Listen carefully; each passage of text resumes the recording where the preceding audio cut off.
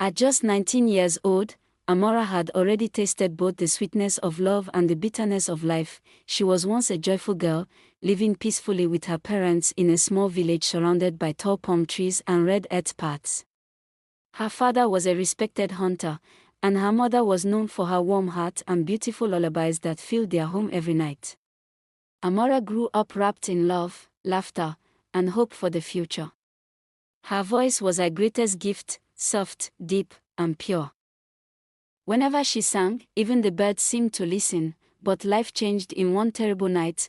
On their way back from a neighboring town, Amora's parents were involved in a fatal car accident. The news shattered her world. In a single day, she lost her protectors, her teachers, her home of happiness. At 19, she became an orphan.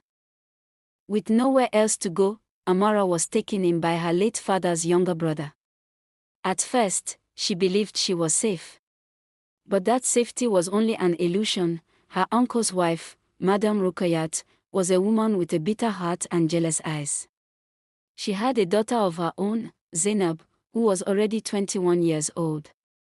Zainab stayed at home all day, sleeping, eating, gossiping, and dreaming of marrying rich, while doing absolutely nothing.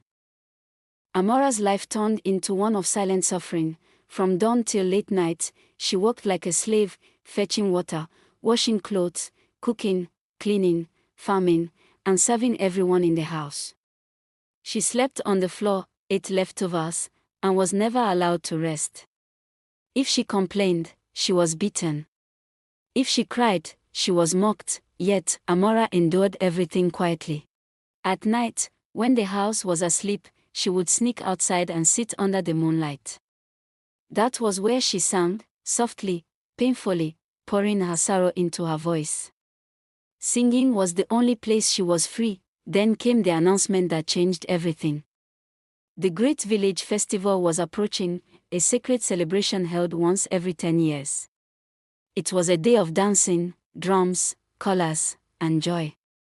On that day, the prince of the village, the only son of the king, would choose a bride from among the young women who danced before him. Every household prepared their daughters. Madame Ruqayyat's heart burned with ambition. She wanted her lazy daughter Zainab to become queen, no matter what it took. When she heard that Amora had also been selected among the village girls chosen to dance, fear gripped her. She knew one thing: if Amora danced, the prince would notice her, so she stopped her. On the morning of the festival, Madame Ruqayyat locked Amora inside a small hut and warned her never to mention the festival. When the king's messengers arrived to escort Amora, the wicked woman lied. She ran away. She said coldly, "She is a useless orphan." The message was sent to the palace. When the king heard it, his anger shook the land.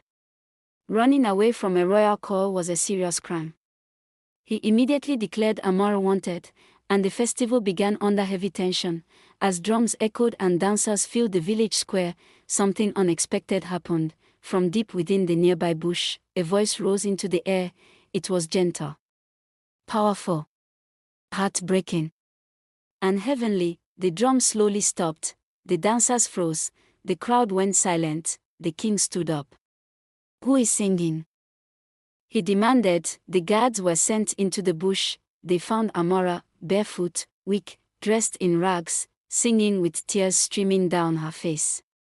Her voice carried years of pain, loss, and hope.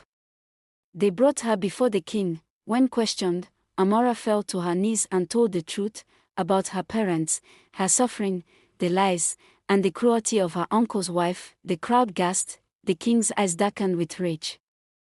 Madame Ruqayyat was brought forward and exposed before everyone. Her punishment was immediate. She was stripped of her dignity, banished from the village, and her household wealth seized. Justice had finally spoken. Then the prince stepped forward. From the moment he heard Amora's voice, his heart had already chosen her. Right there, before the entire village, he lifted her up and declared, "This is the woman I choose. Not for beauty alone, but for strength, truth, and the voice that touched my soul." Tears flowed freely as Amora was dressed in royal attire. The same girl who once slept on the floor was crowned the prince's bride, from suffering to royalty, from silence to a voice heard by a king, from slavery to a throne, and so, Amora's pain became her power, and her voice became her destiny.